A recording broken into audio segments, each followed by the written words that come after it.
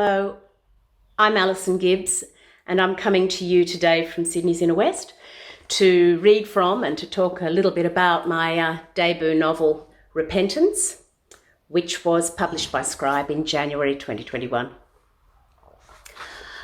Just a little bit of context before I read. The novel is set in the fictional town of Repentance, which is somewhere in the border ranges on the New South Wales north coast. And it's at this stage a fairly conventional timber and dairying town.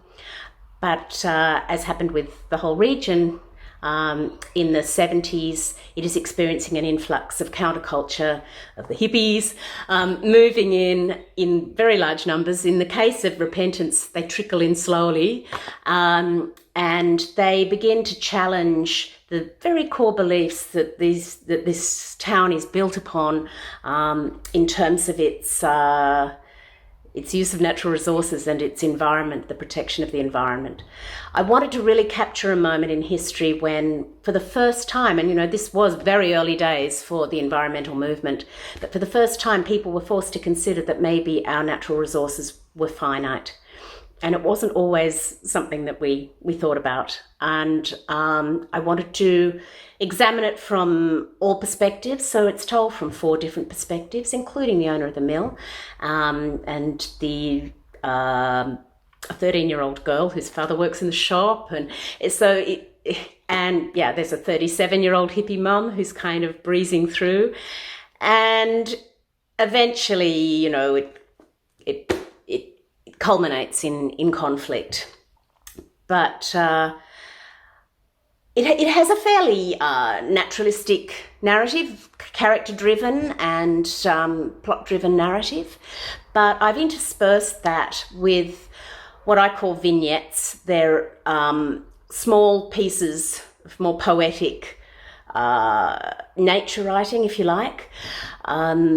Most of them have an insect theme to give that sense of life out of balance and sort of the forest kind of wreaking revenge on the town through sending out these swarms and infestations. But I also wanted to include, and I'm going to read it for you today, a chapter where the forest sort of just is and speaks for itself and is not seen through the eyes of any human being. So it's the forest where nobody's there, because throughout the characters are always projecting their views of, or they're describing the forest in terms of its beauty or its spiritual significance or its scientific importance or its economic worth, of course. And there's a lot of semantics in the book, and the language of each character and each part of the community sort of reflects the way they see humankind's place in the scheme of things. And it's that collision of worldviews that I'm really trying to explore. So here's where I give the forest a little bit of a breather, and we see things a little from its perspective. It becomes a character in this chapter. 2 characters have just Linda and Jared, who's heading up, or it's quite clear he's going to be leading the conservation movement, the blockade as it turns out to be, have just been walking in the forest. Jared's wanting to show Linda this place that he's become so obsessed with, and he is very obsessive, and she is following on because they're old lovers, and she's kind of come to repentance in the sort of unspoken hope that he will, that she can rekindle the love. So there's a whole lot of subtext and agendas going on here, but they've just left anyway. And this chapter is called Garaye, which is Bunjalung for brushbox. The odd bird may have noticed them leave, or perhaps the giant lace monitor that lurked near the entrance to the track where Jared had parked the Jeep. Apart from that, the space they occupied in the forest that day, the partings they made in the undergrowth, the webs they broke, the mosses and ferns they compressed underfoot, all of this would soon bounce back and grow over. They left, and the forest continued on through the afternoon, a warm, still netherworld, a spectrum of insect noise, from the erratic buzz of a single fly to the steady hum of bees, and all around the metallic screaming of cicadas, a tremulous curtain of sound rising and dissolving through the trees. This hot, harsh time of the day belongs to the raucous birds and the raptors that soar on the thermals above the range. They look down eagle-eyed on the woolly scrub that clings to its upper reaches and the billowing crowns of the broccoli forest below. Here and there a blazing flame tree, an incongruous hoop pine, the creamy trunk of a gigantic beech or brush box rising from the canopy like a pillar of marble. The forest extends all the way to the border, over 70 rugged miles to the north. From above it appears to spread and drape itself over the rim of the caldera like a giant starfish, its tentacle legs reaching down into the gullies and farming valleys on either side. But this is an illusion. There is no extension or spread. This is a shrinking vestige of Gondwana land, an ancient organism in retreat. It perseveres nonetheless, a mass and multitude, a relentless flow and cycle of running creeks and seeping swamps and dribbling rock faces.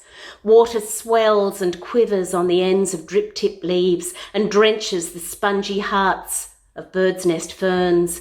It leaches through the thin red soils, soaking into the cottony mass of algae underground. From there it is drawn into the roots of trees and hauled up through the xylem, a charged line travelling all the way to their transpiring crowns 100 feet or more above the ground.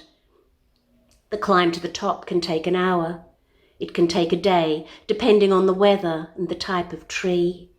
But the movement is perpetual, the tension unbroken, the steady rise of nutrients, the slow descent of sugars, and time in a forest like this is a relative thing anyway. It turns like circles within circles, running fast and slow.